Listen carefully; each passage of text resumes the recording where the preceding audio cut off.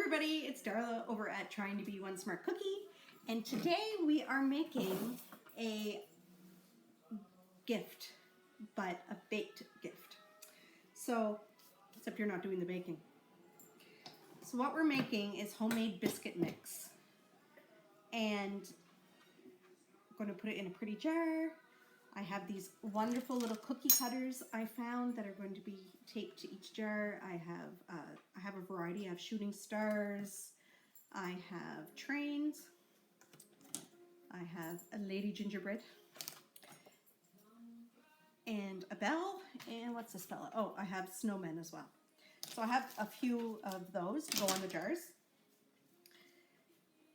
This makes, each batch makes about 3 bottles. This is a liter or 4-cup bottle. And that's how much it makes.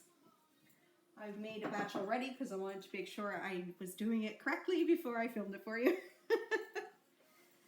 So one thing I have in here is 10 cups of all-purpose, nothing fancy, flour. Now I'm adding in a 1/4 cup of sugar. In my regular biscuits, I don't put sugar, but in this mix, you do need it as a preservative. So, 1/4 cup of that.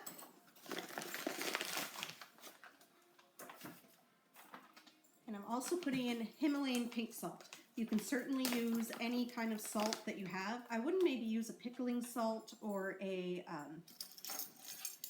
like a really coarse salt, but any other type would work fine. So, we get 4 teaspoons of that.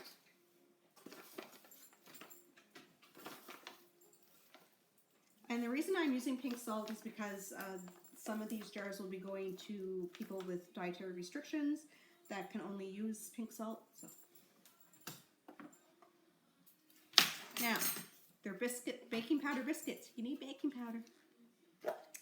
1/3 of a cup. Now, what did I do with my 1/3 of a cup measure, people? Here it is. I was using it to scoop up flour earlier.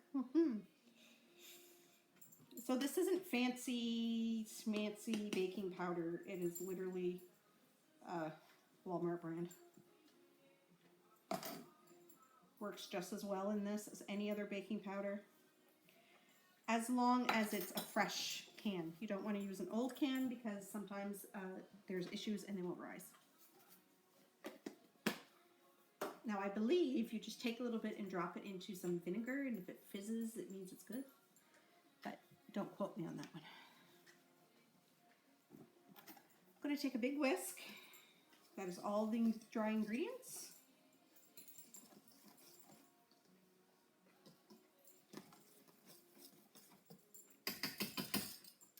Now, with a pastry blender or 2 knives, you can also take 2 butter knives, you are going to cut in 2½ cups of shortening or lard. Now, you must make sure it is a shelf-stable fat. In my regular biscuits, I put, like if I was to make biscuits right now with stew or something, I put all butter. I like a shortening biscuit as well. If I'm doing egg sandwiches, I prefer a shortening biscuit. But you need something shelf-stable because this will be in people's pantries and you don't want to make anybody sick.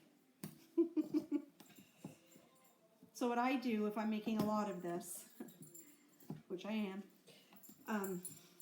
I'll probably do 4 batches anyway, maybe even 5. I just buy the big cans like this. It's like a 3-pound or 1.36 kg cans.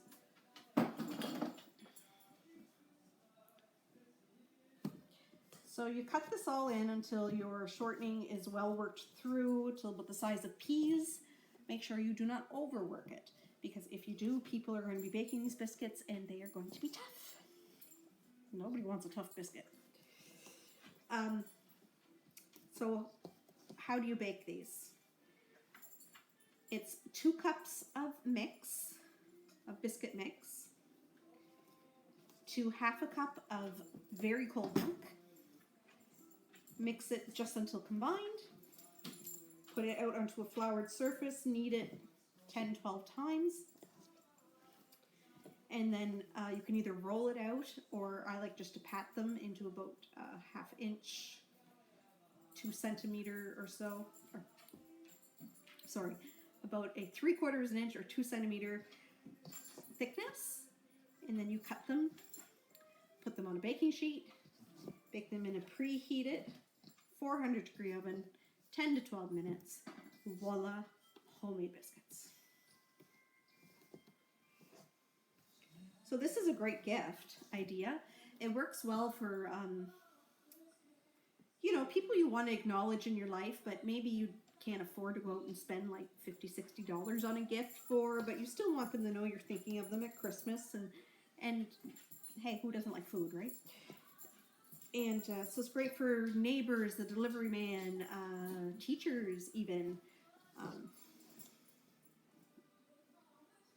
Maybe friends that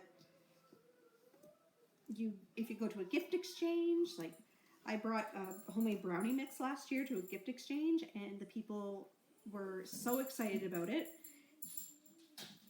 I did not do brownies this year because of the price of chocolate chips, because there were double chocolate chip brownies. And I'm going to be making homemade butter, lactose-free butter, to go with these biscuits. And I will be having, sorry for this noise in the background, that is my dog. She drinks like a horse. So this is all mixed through. Let me show you. See the texture? It's like crumbly but still light. That's exactly what you want. Okay? Now you take that, scoop it into jars. I got these ones with the pretty lids, and I have green twine, so I thought it would work out well. I think you probably saw the twine in another video of mine. Same twine. The baking instructions I will print out onto a little index card, like a recipe card, and I will punch a hole through the corner, and I will put that on with the tie and one of these cutters. And then I'm going to make homemade butter and put it in these pretty little jars. I'm actually a little sorry I didn't get bigger jars, but these are the jars that I was able to find, and that is what people are getting. I will show you how to make butter soon. Stay with me. There we go, guys, all cleaned up, and I will show you the decorated jars once I get the butter done in my next video. So stay tuned for that, of course, and like and subscribe if you haven't already. And remember to smile at somebody today, because they might need it just as much as you do.